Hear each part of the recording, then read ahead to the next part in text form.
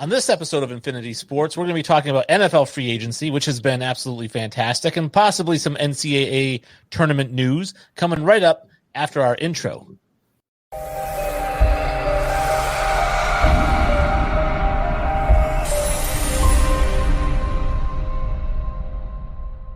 Welcome to Infinity Sports. I'm your host, Wayne G., joined as always by Sully. What's up? What's kicking it, bro? And Nick P., a.k.a. Nick Kellerman, Nick Bayless. What's going on? What's up? I'm only here to listen to Wayne's shitty takes on Jarrett Stidham. Okay, well, I might get to it. We'll see. You're late. We've been having the Jarrett Stidham discussion for a year on this show. Yeah, but I'm so new to them now. That's so true. New to them. To be fair, I think he was a really good prospect, and I had him rated ahead of Daniel Jones in that draft. So, I mean, which I don't think is that crazy of a take. Daniel Jones, I don't think wowed a lot of people. He had a year. I don't know. Regardless, I don't know. I agree. I don't think he's obviously shown enough to wager or to warrant any of the hype that Wayne gives him. Well, I think Stidham. I mean, he'll be a great quarterback in Canada someday. Like I said, he was the favorite to be the starter for the 2020 season. And something happened, and reports is that he went to a party or something like that during COVID. And plus he doesn't have the best work ethic or study habits, which I guess something really rubbed Bill the wrong way, because leading up to the 2020 season before they signed Cam Newton, it was Stidham this, Stidham that. The team was coming out saying Stidham was the man, everything. And so it was all right, so that's why they haven't signed anybody, because Stidham's going to be the starter this year. And then it was something happened, and all of a sudden they signed Cam Newton, and we didn't hear about Jarrett Stidham again for the rest of the year. Well, until Cam, and then Stidham should have started that game that Hoyer started, but instead he came in the last two quarters or whatever. Yeah, it's weird. You would think a guy that has a really bad work ethic, can't follow COVID protocols, and stares down his receivers would probably make for a pretty good NFL quarterback. Well, other than staring down the receivers, I think that he's just got a very good arm. He's got a quick release. He does have great arm talent. I mean, you can't deny he's got great arm talent. I don't think anybody could. You say that about anybody. You say that about anybody. Can't. I mean, Alex Cam Newton doesn't have great arm talent. Cam Newton doesn't have great arm talent, but Alex Smith can read a defense and make great decisions and is accurate, so it makes up for bad arm talent and things like that. Jarrett Stidham can make special throws. He truly can. He just can't make them consistently, and he doesn't make good decisions. So, you're not going to be but I'm saying that means you're not going to be a starting quarterback. I get it. Don't get me wrong. He has his flaws, but he also had a lot of things that were wow, this kid may be really good. He just didn't turn out to be really good. And like I was saying, when they would take Cam out, or when you would get to see Stidham play, I felt like I was watching Warren Moon, because I had watched Cam Newton for 4 straight games. And, I mean, Cam was good at the beginning of the year, and then Cam got COVID, and it was different. He was a running back. I mean, his problem is anybody say Cam's a good passer. You just can't confidently say that. He's got a 7 or 8 second wind up into his throw, and then it wobbles the whole way to the receiver. I mean, it's just like I said. That's when you watch Stidham. He throws the nice dart, tight spiral. Everything looks good. Right to the defense. Not right to the defense. He had the touchdown to N'Keal Harry, 2 of my guys there. Yeah, he also two of my guys there. Wayne remembers that more than he remembers the birth of his children. That was the highlight of the Patriots season right there. He's like, bang! 4 picks. Yeah. Jarrett Stidham, he's the savior. 2 touchdowns, 4 picks. Yeah. I like him a lot. But anyways, aside from Jarrett Stidham, which we just used up 3.5 minutes talking about, I did want to mention before we got into the free agency that, all of us have had GOAT arguments, right? Who's the GOAT basketball player? Who's the GOAT singer of all time? Blah, blah, blah. We've all had them. And everyone has different – okay, well, because you're a loser. Everyone has had different criteria, right? And Nick likes to say it's subjective, and I said he's right because it's subjective what criteria you use. I might use points in basketball, and he might use rings, and we'll disagree just because we're using different criteria. So I like to use all the criteria, and every part of it's a variable. And people have some crazy variables. The craziest one I've ever heard, was talking to Nick when he said that Tom Brady's not the GOAT because he doesn't have enough Instagram followers. No, that's not what I said. That's not what I said. It's kind of what you said. It's kind of what you said. You insinuated it. All I said was, because we were comparing, like, you were saying football's like the greatest sport. I'm like, well, if that's the case, why isn't the popularity showing that? I'm like, if Tom Brady's the greatest quarterback, why does he have less Instagram followers than, like, LeBron James? Why does he have less Instagram followers than Seth Curry? He probably has less Curry. Instagram followers than Juju Smith because Tom Brady isn't I'll check it right now. He can't. But because he's not like a socialite, like he doesn't care about that kind of stuff. Like, oh yeah, right. I mean, he doesn't. He cares about his ego. I think he just signed up for like a Twitter account like 2 years ago. That's what I mean. Like he doesn't care about that. He's on the cover of GQ magazine cashing checks. He doesn't give a shite how much. How money?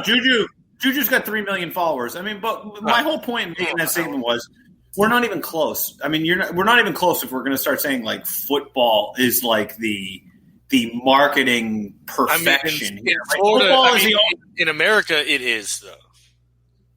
Right, sure, that's great. But Ronaldo has 270 million Instagram followers. 270 million with that. Yeah. And the way I look at it is like this: whoever wins the Revolutionary War gets to make the rules, and so football's king. You know what I mean? I mean, I don't know if that's the case. I mean, Ireland beat the Brits too in a war for independence. Do they get to make the decisions? No, it's stupid Ireland. All right. So did India. So did India, and they got more people. And they get to make their rules to Britain. Yeah. They get cricket, all right? They get cricket. We get football. You know. So, but yeah, anyway, I mean, his Instagram following is pathetic for the GOAT. Yeah, because and like I had mentioned to Nick, and I'm sure everyone watching will agree, your social media followings has nothing to do with how good you are. That said, getting into free agency, this is the big news of the day, and it is the Patriots. We're going to stick with the Patriots because Bill Belichick is making it rain out there. You know, he goes out, he got Jonnu Smith right away, and I think that we were all like, yeah, that's a good signing for them. He fits their system really well. And then he went out and he got Hunter Henry on top of that, and now we're like, oh, gee, I mean, it's like Gronk and Aaron Hernandez all over again with like the two superstar tight ends. And then you get Nelson Aguilar, who I know that you guys will give your thoughts on overpaying for him, but it's a deep threat that you can add. The one that puzzled me, and again, I'll let Sully go first, but the one that puzzled me, wide receiver, was the Kendrick Bourne signing, because I read somebody's scouting report where they said basically, you know, he is the receiver that they have this year already, number 16. I can't think of his name. Jacoby Myers. He's Jacoby Myers, but more money. No, I think he's going to be your Julian Edelman replacement. Kendrick Bourne is a pretty decent route runner. That's kind of like his calling card. He's pretty precise there.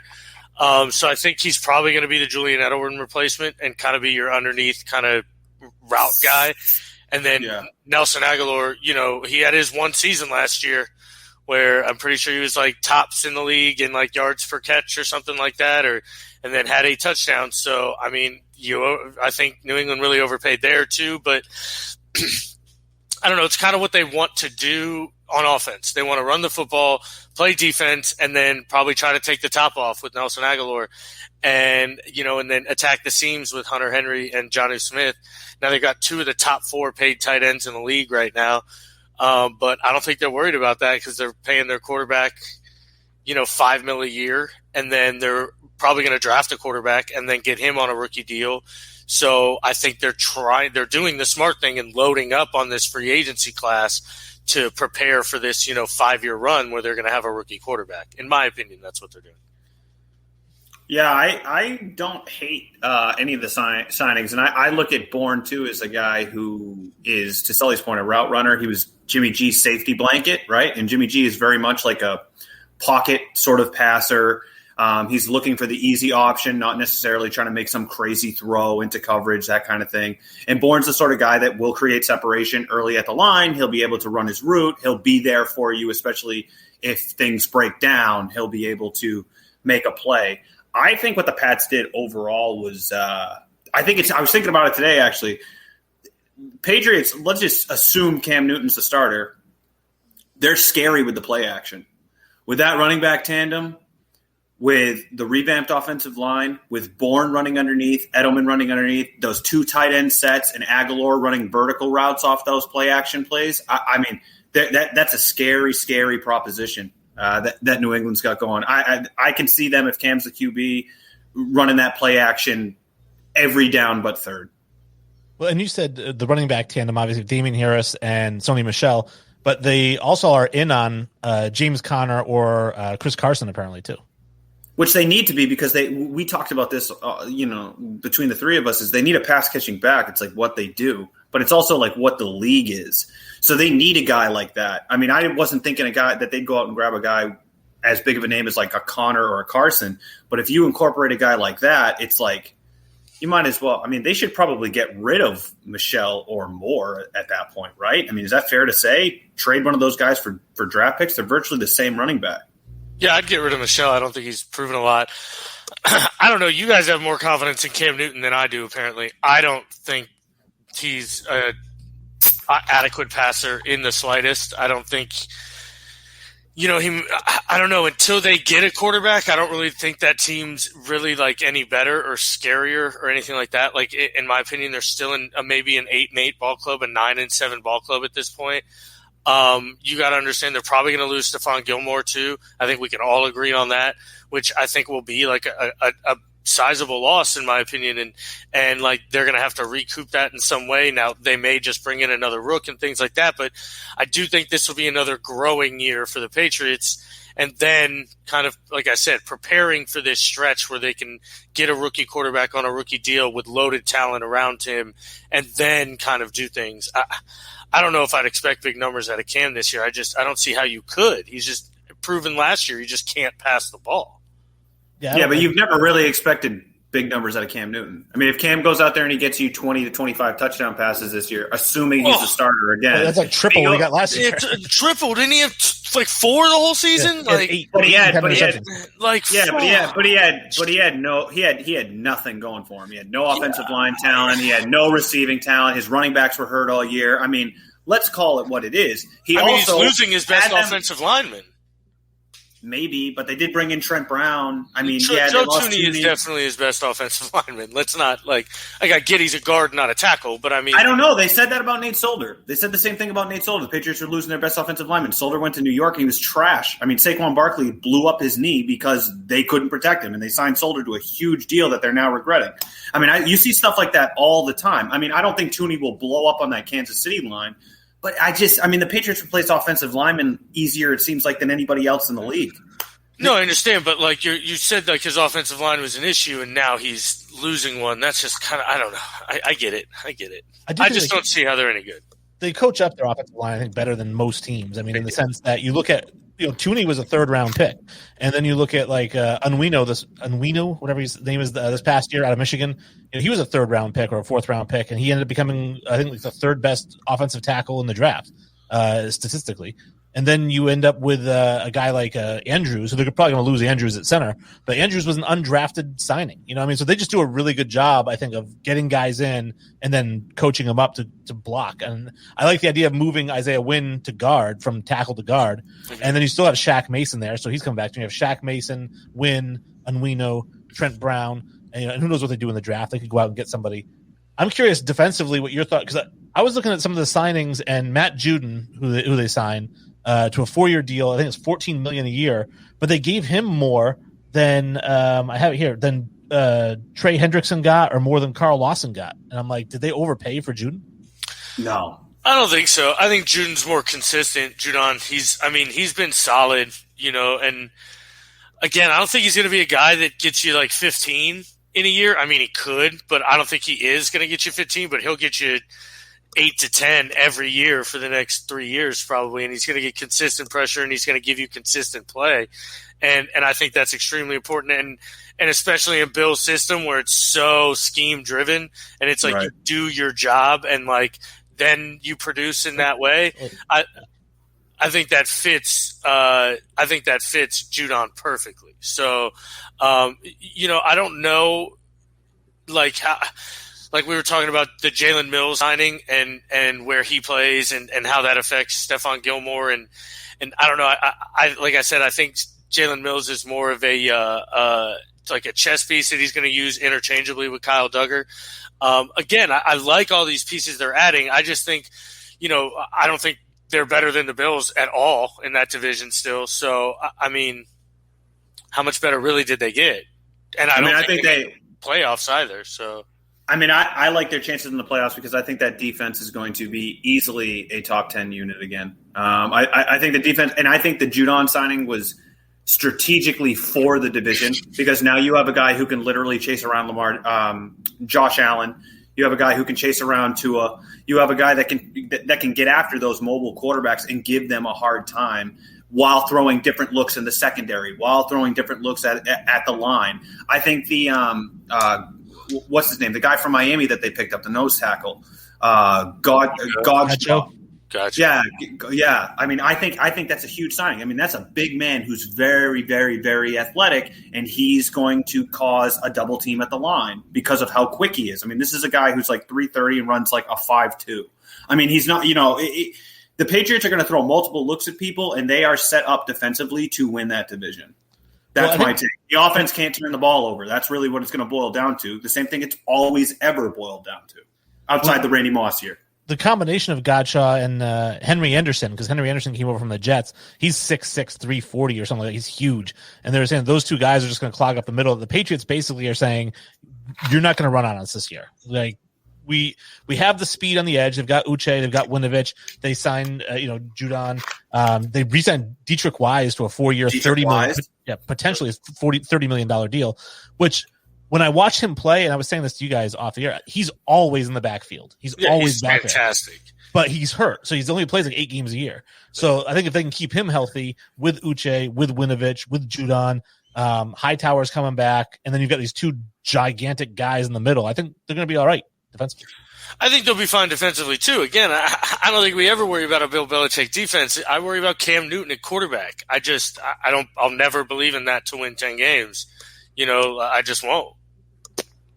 Before we move off the Patriots, what do you think for quarterback? Because I'm seeing a lot of reports coming out now that they've done this whole shopping spree, right? Seeing these reports from, I don't know if it was Mike Reese or different people that are saying with, their former scouting director over in Houston, that what are the chances that the Patriots say, you know what, we really don't need to do anything in the draft for the next couple of years if we get Deshaun Watson. And if the Patriots add Deshaun Watson to this team, they're like, the NFL is just going to lose their minds.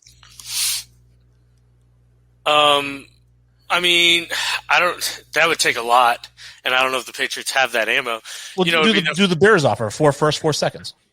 Well, the Bears signed Andy Dalton, so they're out of the the Bears signed Andy Dalton, right. And apparently they put a hard push in for Russell Wilson, and Seattle said we're not trading Russell Wilson. So there's that, I guess. But I don't know. I think it would take a whole lot, and I don't know if that's Bill's style. But again, this isn't Bill's style spending like this. Moving back and taking Mac Jones at like 20 kind of just seems like what Bill would do. And that's probably what I'm going to put my money on until something different happens. I think Mac Jones fits that team. I think he can perform extremely well in a Josh McDaniels offense with those kind of weapons around him, especially if they get like a true number one in somehow too. So, like Kenny Galladay's still out there. I don't know if he's a true number one, but Kenny Galladay's still out there. Will Fuller, a lot of guys I think that could, really help. So I don't know. We'll see. Yeah, I don't think. I still think they're going to end up drafting. I think they're going to draft a quarterback. I think Deshaun Watson's probably not very likely for the New England Patriots. I think I do think that they might be in the running for like another quarterback. I also don't think that this is, and I know I said this to both of you guys earlier today, but I don't really think that this is something that's like unprecedented for Bill Belichick this free agency period. I think it's smart. I think he's taking advantage of the system. The salary cap number dropped. Teams are scrambling to get under that number. Belichick had a lot more leeway than everybody else, and he went and he got his guys early. He knew he wasn't going to have competition to get his guys. He went out and got his guys, and that cap number is going to increase exponentially over the next 2 years after COVID. So this is just a situation where Belichick is taking advantage of everybody else, and I think that that's kind of what he does. Yeah, but he's never spent like this, and that's the point. Yeah, but he's never had the perfect storm to do that either, right? Like with the salary cap dropping, teams scrambling, the amount of cap space that he has. He's had cap space to spend and chosen not to spend it. I mean, they've spent more money. They've spent more guaranteed money in the first day than anybody else has spent ever in the history of free agency. So, I mean, like, that's unprecedented. I get what you're saying. It's not a shock to see Bill Belichick manipulating the system in like a way that I think manipulating the system sounds bad. It's not at all. Taking advantage and doing what he does best. But I mean, it is pretty unprecedented to see the Patriots spending like this. But it doesn't even restrict them. It doesn't even restrict them next year, because when the cap increases next year, you're going to see all of a sudden now the Patriots have another $20-30 million available in free agency next year. And the following year, you'll see even more. So I think he was going in with that mindset. They were like, what, 60-something million under the cap? Yeah, 65. Why not throw it under? Now's a better time than ever. Yeah, for sure. Now, you mentioned it's like trading back to get Mac Jones, and I know I presented on Facebook. I said, would you rather get Mac Jones, trade up and get like a Justin Fields, or wait till like later rounds and get like a Kellen Mond or like a Jamie Newman later? And a lot of people seem to feel like if you want Mac Jones, you're going to have to move up from 15 because they feel like he's going to go top 10.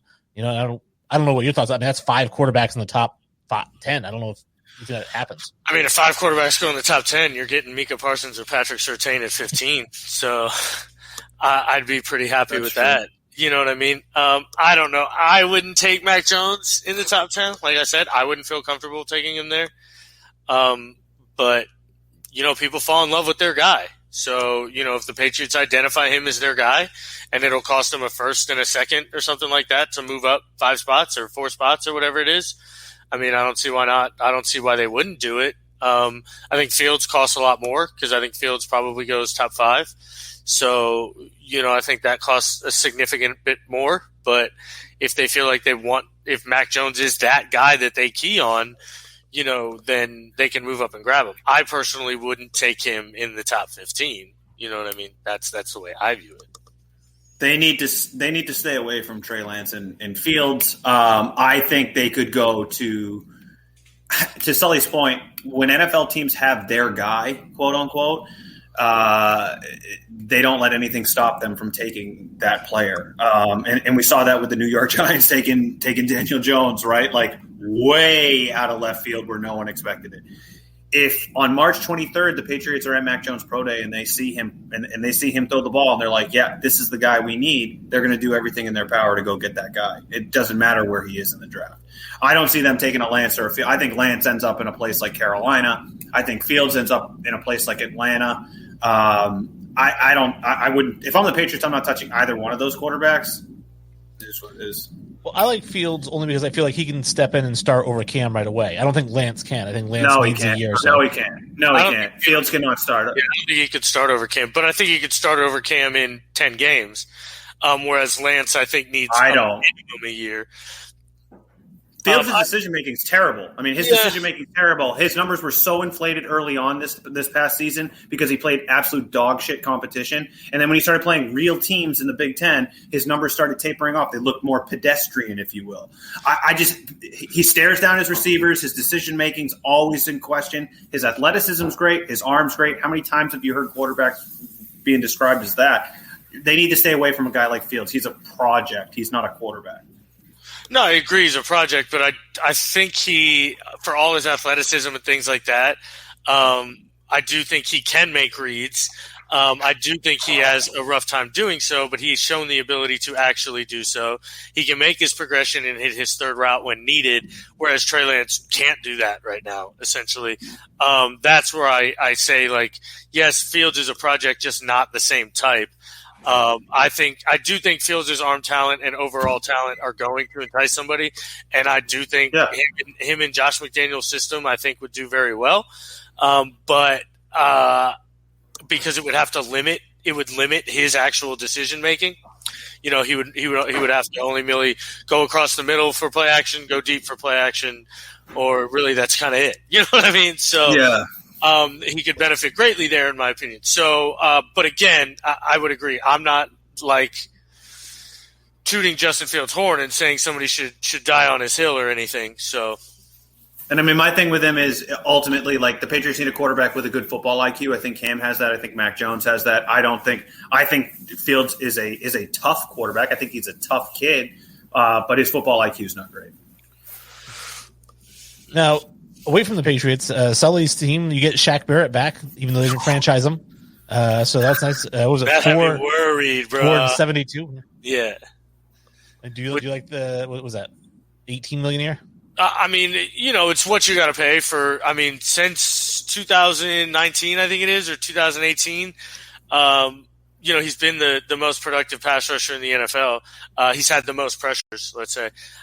So, I mean, the stats speak for themselves, and obviously he's coming off the game that he had and the postseason he had. So we were going to have to pay him. Somebody was going to pay him. Why not us pay him? He fits our scheme to a T. I'm sure he loves, working in our defense and the blitz packages and things like that.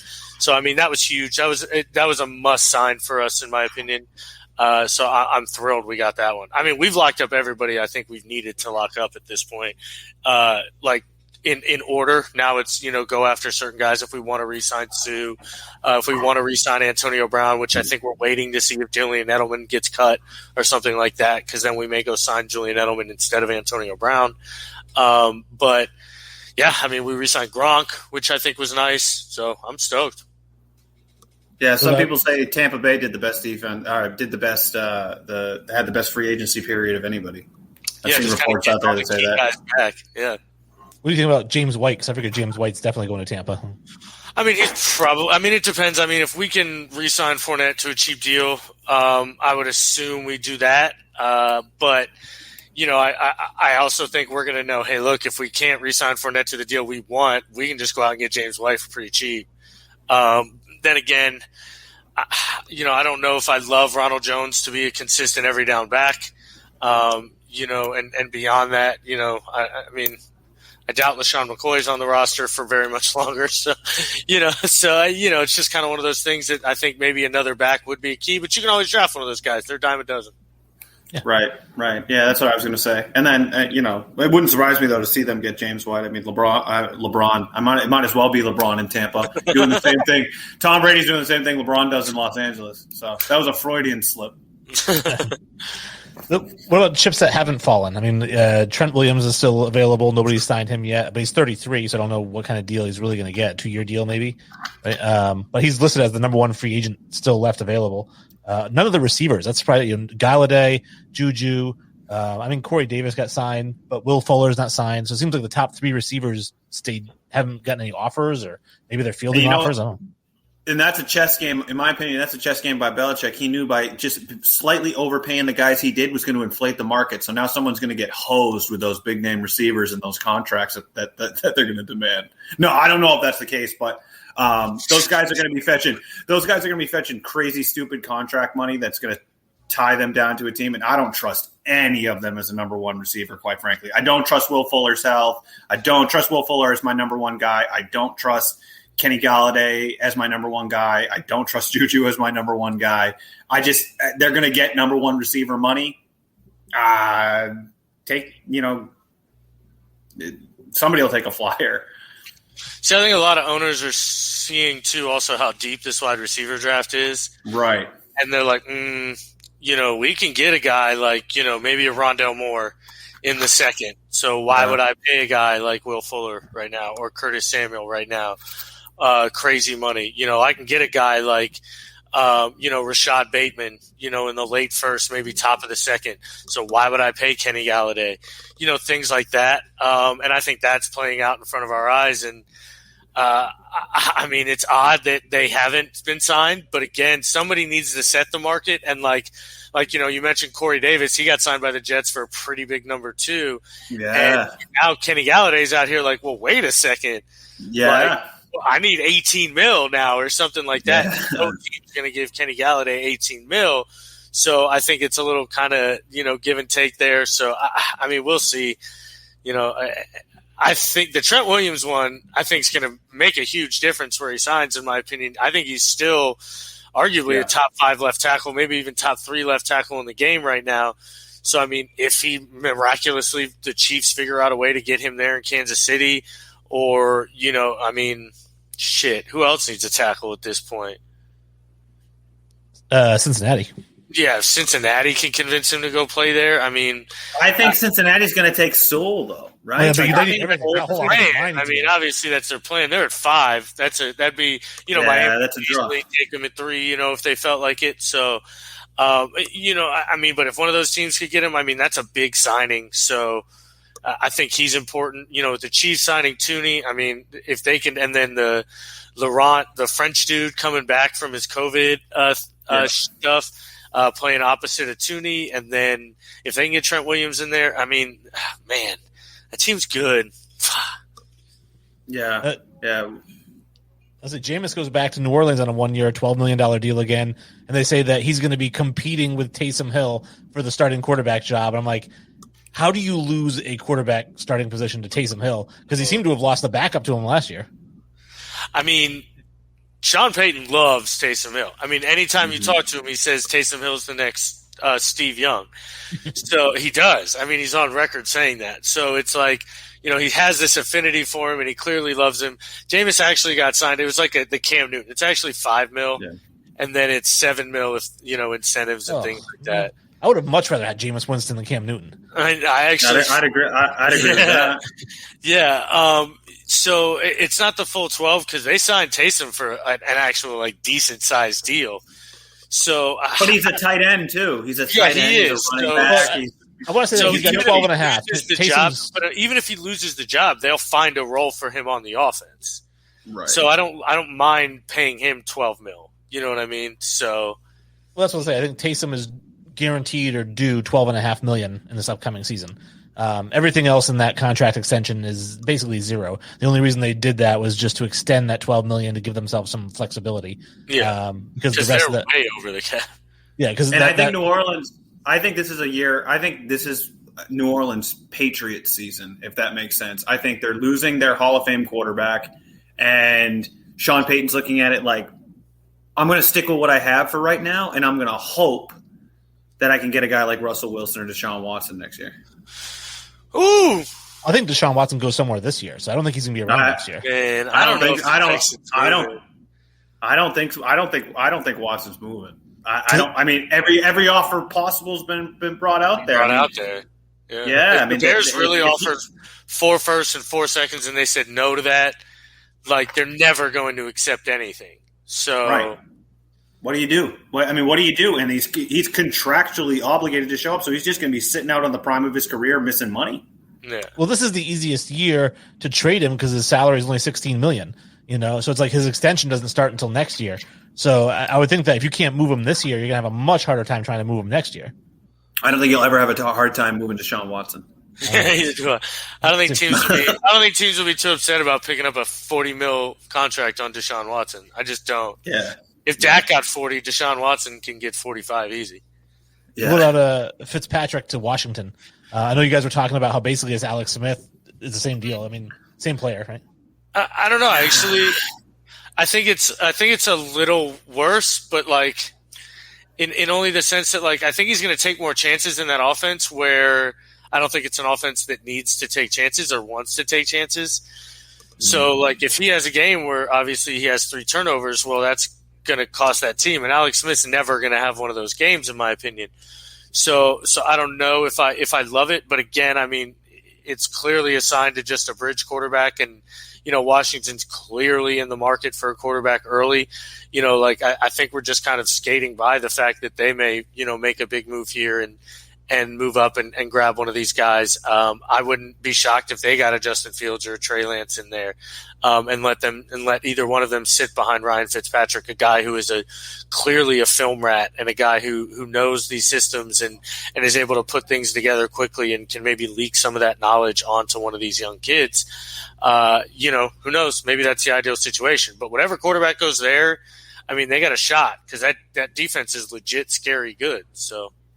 Yeah, and everyone likes Alex Smith. Everyone wants to see a guy like Alex Smith succeed. I think Washington looked at it in a practical sense, same way I would have looked at it. We really like Alex Smith. We want him to succeed, but we can't rely on him because there's no telling if he's going to be able to stay healthy. Fitzpatrick gives them a contingency plan if they draft a quarterback who's not ready to roll. It also will help bring them into another year. And then Wayne, he went to Harvard too, so he could probably educate you on what a double standard is, just like Jeremy Lin. Oh, I bet I don't know what his major is. I'd have to double check. Engineering or something. Yeah, I think it's English Lit. Then I'd take his word for it. Yeah. The thing with Fitzpatrick that I like, I mean, I know that a lot of people thought he might retire after the season. Like, oh, he might retire. And I'm thinking if I'm him, as long as somebody's still willing to give me a 1-year, $10 million deal, I'm not hanging him up until those $10 million deals stop coming in. Well, yeah, the old Jay Cutler. The old Jay Cutler move. The Texans did sign Tyrod Taylor to a $12 million deal. Yep. I forgot that. Really? Yeah, 1 year, $12.5 million. Yeah. That actually may make Deshaun a little disposable. But again, if you're going to turn down 4 firsts and 4 seconds, what are you going to accept at that point? I don't know. Players, something. Like, truthfully, what would you like? Man, that's wild. Well, and that's why the reports came out. They said that if Nick Caserio sends Deshaun Watson to New England for less than what Chicago was offering, the NFL is going to lose their minds. They're going to go. Fans will lose their crap. Well, of course. Well, that's why. Well, if the story writers want it to be, then we know that it will be. You know, that it's like the WWE. It's like whatever McMahon wants. That's wild. Yeah, I mean, I can't see a scenario. I mean, you're right. If the Texans trade Deshaun Watson to the New England Patriots, the country might explode. They truly might. I mean, that's you're going to have riots in the streets. It's going to be. Which I will say about my Patriot fandom is I've maintained I'm not one of the obnoxious Patriots fans, of which I know there are a plethora of. He has banners hanging behind him, folks. Yes, because of free agency. Another banner hanging up. We won free agency, baby. No, I'm not one of those guys, and yet I still get really excited when all the Patriots haters have to eat crap. Like, it makes me so happy. I'm not going to go rub crap in anybody's face, but if you have to eat it because of what they're doing, I'm going to laugh the whole time you're eating it, you know? No, I hear you. I mean, I laughed this whole season when they were awful. The whole league did. They're like, yeah, exactly. And they're like, finally, the witch is dead, the dynasty's over, and then Bill goes out and is like, hey, what's up? Hey, let me spend all this money and not really make my team any better because Cam Newton sucks. I agree. They're better. They're better, but Cam Newton sucks. They have no chance to win that division. No chance. Well, we don't know. Josh Allen has to get hurt.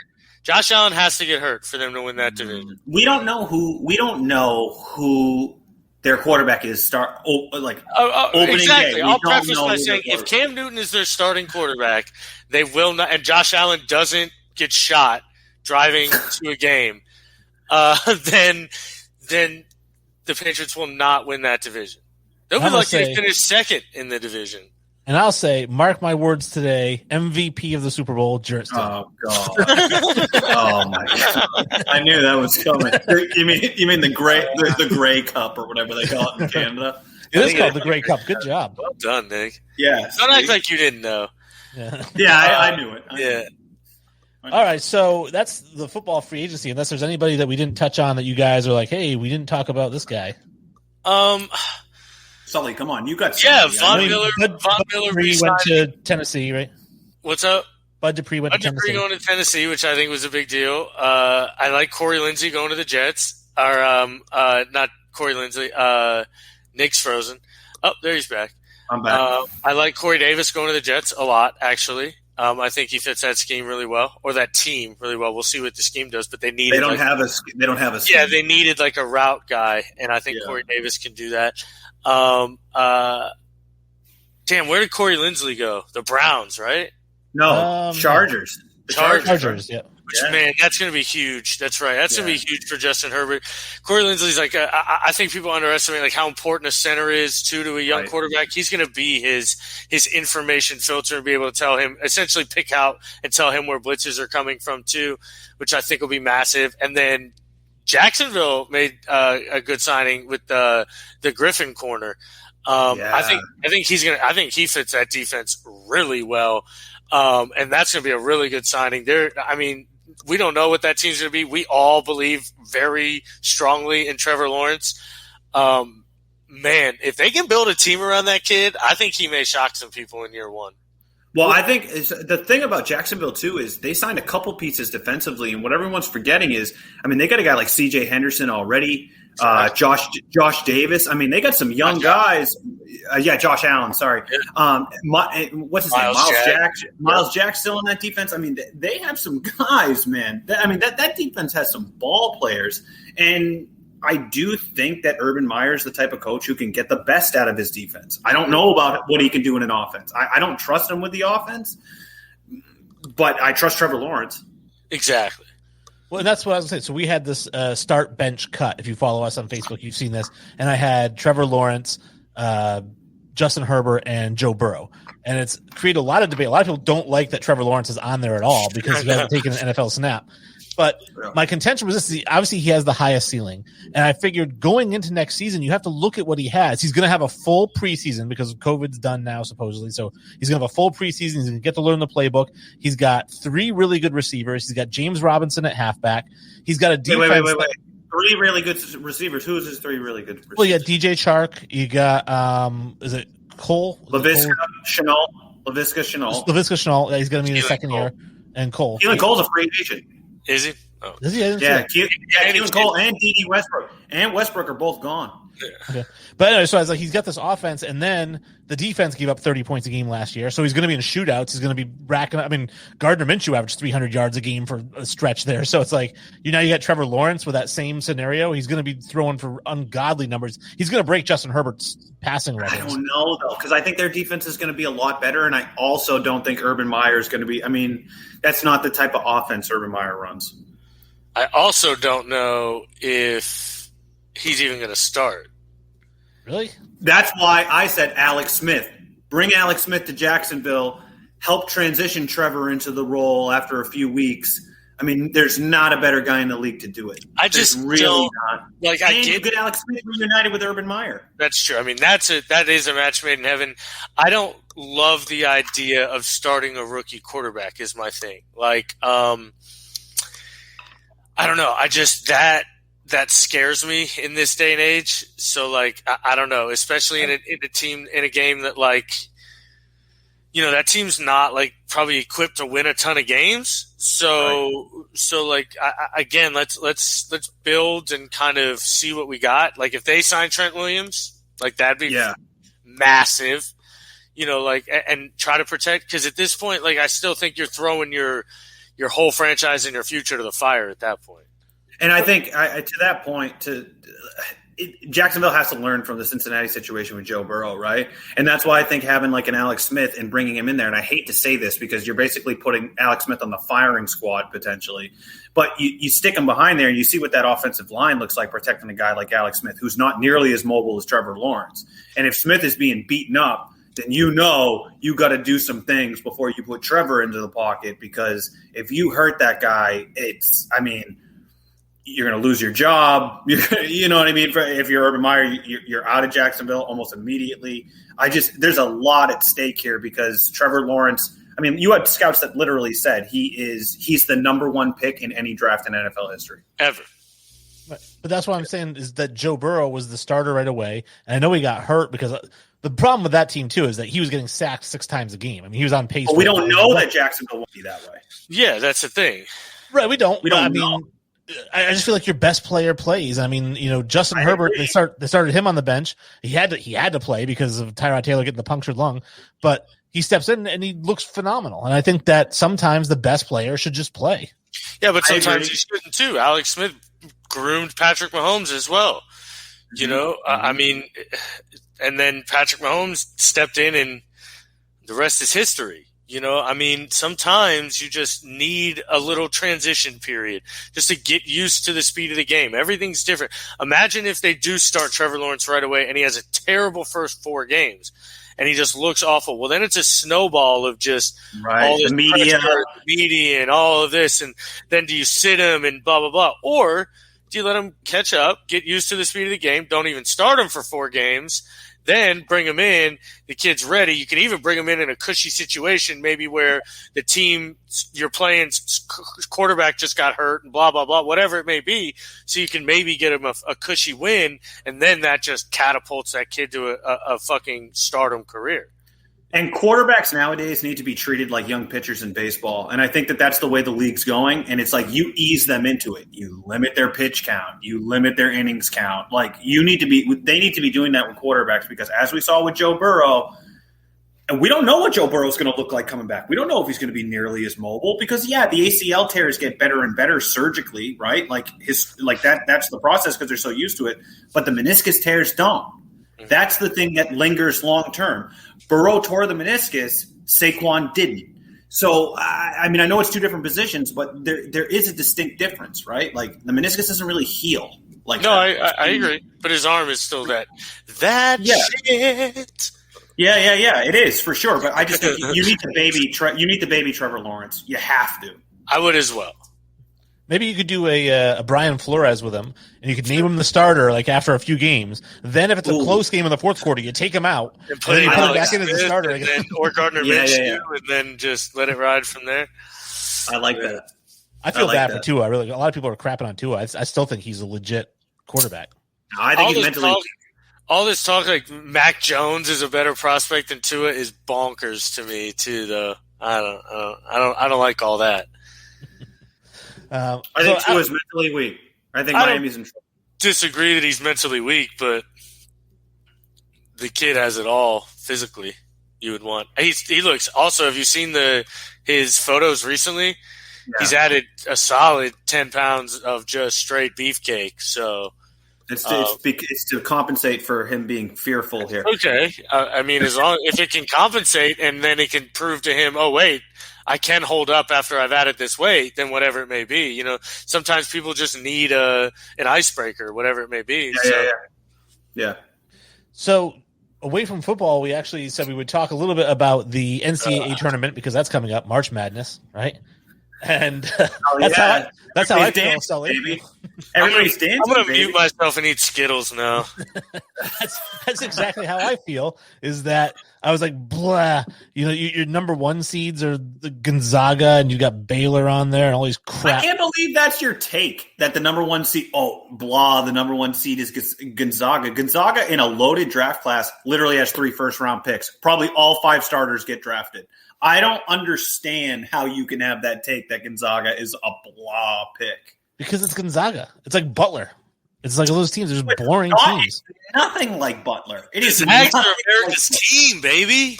Yeah, ever since your boy John Stockton was a Zag. Why is he my boy? I don't know why he's my bet. Or are you saying Sully's boy? What? He's a Mormon, isn't he? Is he? I don't know. I know he lives in Utah. He was in Utah for so long. I just figured he was a Mormon. Yeah. There you go. I don't know. I don't think anybody's truthfully excited for this tournament. Because of COVID. Yeah, I agree. It's because of COVID. Now, you would think in a normal year with the Zags having the team they do, being undefeated, having a real shot of being an undefeated college national champion, which is special no matter when it happens. That's special. But it's just, I don't know. Who cares? Yeah, tell me this feels like March Madness. It doesn't. Nobody's excited. Yeah. Nobody's by the water cooler. Yeah, they do for something. Nobody's by the water cooler taking bets and shite. I don't know. It's pass. Yeah, there's no Duke. I don't care. No Duke. That's wild to me. No Duke. It is wild, but that's what happens now. That's going to be the case for now on.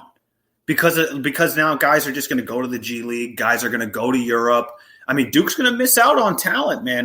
Those programs that rely on the one and done are going to miss out on talent, and the programs that are more likely to have guys stick around for a few years are the ones that are going to excel come March Madness. Those are the ones that are going to be dancing because there's going to be gelling, there's going to be continuity. I say all that, and you're going to have a team like Oklahoma State or Arkansas under with one guy who's a one and done. But or Illinois. Yeah, exactly. Illinois, who we both agree kind of has a shot to win this whole thing. Yeah. It could easily just put a poo-poo plan to all that. But did you see? Did you guys see Ayo's from Illinois, the point guard? Did you see his pick after they won the? He did a tribute to Kobe after they won the what was it, the Big Ten, where it was him Yeah, the Big Ten tournament, and he was like sitting with like the leather jacket, the Big Ten tournament jacket, and he had the trophy with him with the hat on. His head was down. He like did the Instagram picture to go. I thought that was a cool gesture. I didn't see it, but that is pretty cool. It doesn't make me want to watch the tournament anymore, but that's yeah. There was nothing I was going to say that was going to make you watch the tournament, unless Jarrett Stidham, unless Duke was one of the fill-in teams. Yeah, or Stidham was playing the point for Gonzaga. There you go. Then Gonzaga would definitely win. Yeah, not a doubt in my mind. So, Wayne, I'm curious, who do you have winning? I have Gonzaga winning. Okay, all right. They won 33 straight games. They're undefeated this year. I mean, it's kind of hard to bet against them.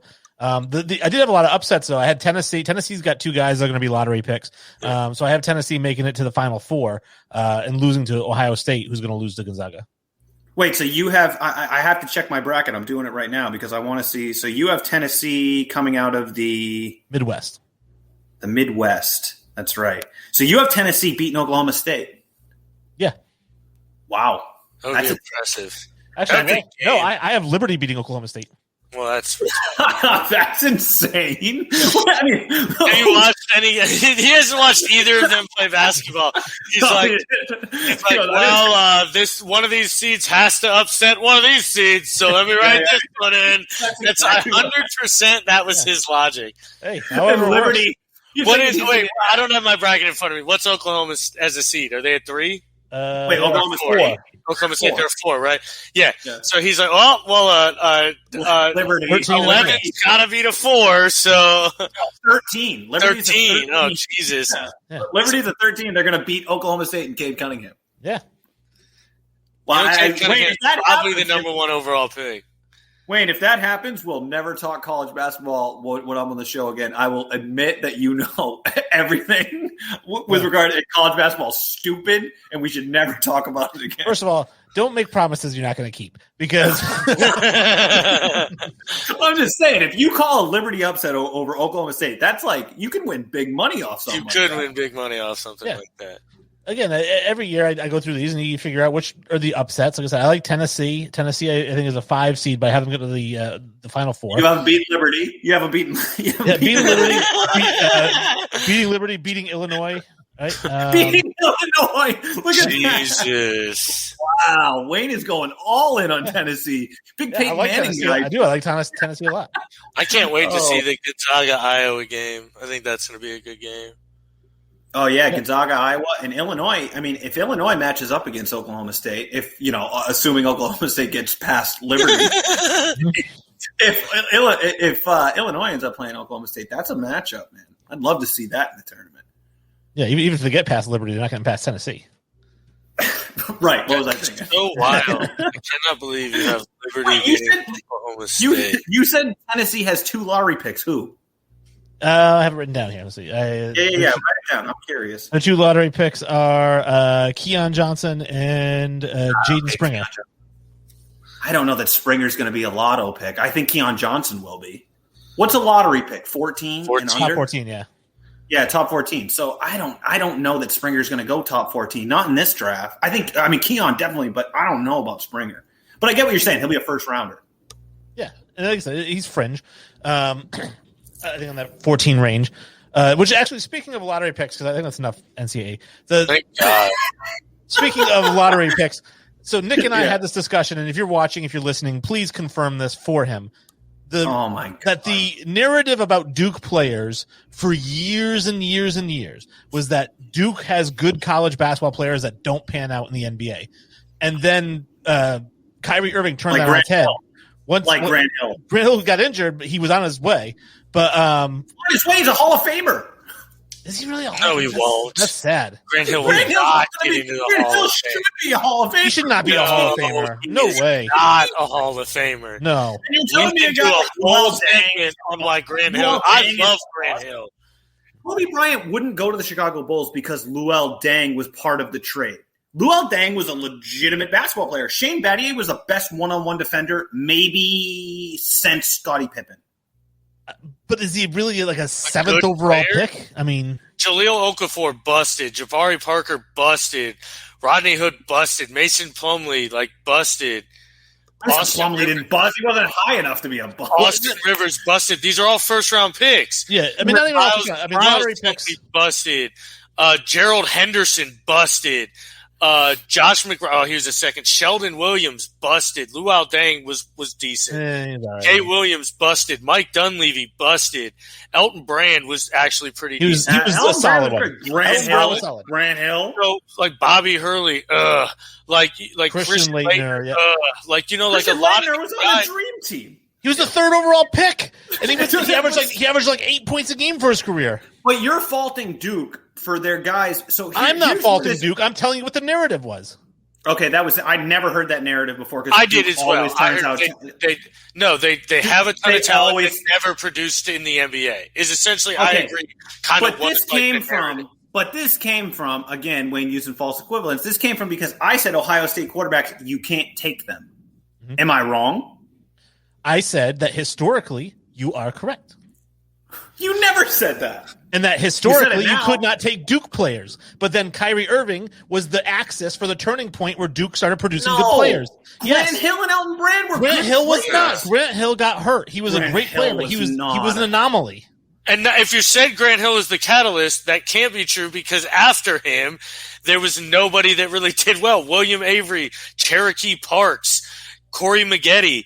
But you're faulting the program. Trajan Langdon. Shane Battier. Corey Maggette wasn't a bad player at all. Again, but these guys didn't pan out to what they were supposed to be, is essentially what I'm saying. How many lottery picks turn out?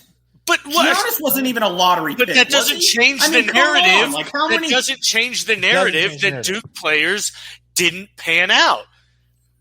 How many Kentucky players pan out? How many Kentucky players don't pan out? Duke players didn't pan out. Ohio State quarterbacks don't pan out. And what I was saying is that Kyrie was the axis point for where it switched, and Justin Fields is the axis point for where it's going to switch. But I disagree with that because I think that Grant Hill is a Hall of Famer. Well, you can say that all you want, but he's not. Well, he hasn't been voted in yet. He's not going to get in. He's not going to get in. He doesn't have the numbers. I mean, I don't know. You're putting him in there because of 2 years? That's why he's getting in? 7-time NBA All-Star, co-rookie of the year, All-NBA first, 7-time All-NBA first team. Grant Hill was pretty legit. I mean, the thing that hurt him, to your point, was injuries later on in his career. But in Detroit, Grant Hill was like the guy, right? Like he was going to be. Once he went to Orlando, it was like it fell off a cliff. And that's where he got hurt. He also had to share the ball with Tracy McGrady, who wasn't sharing the ball with anybody. Well, he never really played there either. I mean, that's the thing, is that he was always hurt. But it was supposed to be, if you remember correctly, it was supposed to be T-Mac, Tim Duncan, and Grant Hill on that Orlando team. But Tim Duncan wouldn't commit to jumping from San Antonio. Well, it doesn't matter because Grant Hill's not in the Hall of Fame and he never will get there. No. And so the point but the NBA Hall of Fame doesn't make sense then because why the frig is Mitch Richmond in the Hall of Fame? Because he averaged 20 points per game for his career. And he actually played for 15 years. You think Mitch Richmond's better than Grant Hill in their prime? I think he had a better career. Think he's better than Grant Hill? He had a better career. Do you think he's better than Grant Hill, though? It doesn't matter, though. It doesn't matter. It does matter. It does matter. Doesn't. It does. It absolutely does. Because how does it matter who's better? If you can't, how many All-Star games did Mitch Richmond go to? I don't know. I'd have to look it up. Probably more than Grant Hill. I don't know. Grant Hill went to 7. Let's see what Mitch Richmond went to. I'm curious now. I'm going to look it up. Let's see if he was a fan favorite. All right. We need to know. His claim to fame was he won 6 man. 6-time All-Star, but he was a 5-time All-NBA. Ooh, 6-time All. Yeah, Grant Hill was 7. 6-time. That's underneath Grant Hill. All I'm saying is Grant Hill doesn't get enough credit because people think of him getting hurt. And I'm not bashing Grant Hill, by the way. I love Grant Hill. I'm just saying that he's not a Hall of Famer. You want to use him as, but to call him a bust. I'm not saying he's a bust. I'm saying he's an anomaly. He was outside the narrative. He was outside the narrative. No, he's a 5-time All-NBA player, by the way. Which team? Who is Grant Hill? Yeah. Oh, it counts first team. It says 7, but that's because it wasn't all first team. Oh, yeah. So, okay, yeah. So I just Wikipedia'd it real quick. Yeah, all right, when did Coach K take over Duke? Too. What about Duke? Yeah, but you can't even. Kyrie played 6 games at Duke. So right, all of a sudden, he was the first guy out of Duke that kind of like was a star. Because there was a bunch of guys go there. Because he had to go there. Kobe didn't have to go there, but Kobe would have gone to Duke. So now all of a sudden that changes the narrative. It does because he didn't go to Duke. Yeah, but he committed. Yeah. Okay, so Kevin Garnett then is a representative of Michigan. I'll take it. Okay, well, he'll take it. I will not make that concession. I'll take it. Kevin Garnett was a Michigan alumni. I mean, Kobe says it all the time. He'd love to play for. He would have loved to play for Coach. Well, he did get to play for him in Team USA. Yeah, but he said Coach K was the reason he wanted to go to Duke, but he didn't have to go. So Kyrie had to go to college at that point. So we went to Duke. I mean, I don't know, man. I just think that drawing the parallel between Duke has this narrative they don't turn out talent to the correlation of Ohio State, who has never turned out a quarterback, literally never. There's not one Ohio State quarterback who has ever been anything in the NFL. It's different. Well, when you say anything, I mean, Ty Detmer had a decent career. Actually, wait, he went to BYU, didn't he? Who's the one that went to Ohio State? Was there one of the Terrell Pryor, who was a wide receiver? No, not him. I don't know. Again, you talk about numbers. There's been a lot more for the numbers drafted. There's been more Duke players drafted in the first round who haven't worked out. But so let's ask Sully because Sully is my quarterbacks who haven't worked out. Sully is my English expert because I know he went to Harvard, so he's going to back me up on this. I did. So, Sully, is it a false narrative to say that if this group of people didn't produce and then eventually they did, you don't? Well, I thought you would say you don't. Is it a false narrative to say here's another group of people that didn't produce and maybe will eventually? I don't know, but you don't avoid a prospect because of the school he went to. Oh, I agree with that. I'm just saying. Nick likes to throw around false equivalency, and I shared that meme with Inigo Montoya, right? Saying I don't think it means what you think it means because you say it all the time. But it is. It's apples and oranges, though. You're comparing basketball players coming out of Duke to quarterbacks coming out of Ohio State. I'm not comparing players at all. I'm comparing situations, not players. Yeah, if you're comparing the situations, it's worse. I mean, it's the same situation. Absolutely worse. Hasn't panned out. Then does pan out. Hasn't panned out. How many Hall of Famers or potential all? How many Pro Bowl quarterbacks? How many Pro Bowl quarterbacks from Ohio State? Just curious. How many Pro Bowls? I have no idea. Come from Ohio State quarterbacks? Probably zero. I bet you zero. I bet you the number is zero. You don't know either. You're asking me a question you don't know the answer to. But I'm just saying it's zero. How many Hall of Famers probably come out of Duke? I don't know. I couldn't tell you that either. Kyrie Irving's probably zero. Well, he's not a Hall of Famer. Probably zero. Yeah, he's not a Hall of Famer. No, it's not probably zero. Grant Hill should be a Hall of Famer, but Kyrie Irving's going to the Hall of Fame. Kyrie Irving's going to the Hall of Fame. So there are zero Hall of Famers from Duke. If he retired, if Kyrie Irving retired today, he would not be in the Hall of Fame. He'd be in the Hall of Fame. No, he would not. Even if he would be, it wouldn't be until 5 years from now. So as it sits today, there are as many Hall of Famers from Duke as there are Pro Bowlers from Ohio State. Are we happy with that analogy now? It's not a false equivalency because it's 0 and 0. Well, no, because initially I said Pro Bowl and All-Stars. How many Pro Bowlers came from Ohio State? How many Pro Bowl quarterbacks at Ohio State? I bet you it's less than one. I don't know. I have no idea. I'm going to look it up right now. But Ohio State quarterbacks. And you'll actually have the information that you're claiming to know. Just so we're clear, Bleacher Report has an article. I just want to read this real quick. Bleacher Report has an article. Duke is undeniably one of the greatest college football. Which was written by somebody like you or I.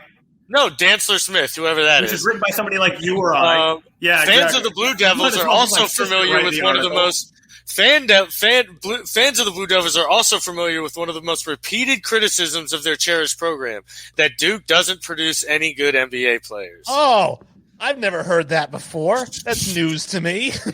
Well, if Dan Smith, their five best NBA players. Their five best NBA players are Shane Battier, Christian Laettner, Jeff Mullins, Kyrie Irving, and Grant Hill. That's not a great list. That's what they're saying. For the amount of players that have been drafted, and Grant Hill is your best player, bruh. Yeah, a non-Hall of Famer. A maybe fringe at the best Hall of Famer. That's essentially the narrative, is they've been this dominant collegiate program, yet they don't produce dominant NBA talent, is essentially the narrative.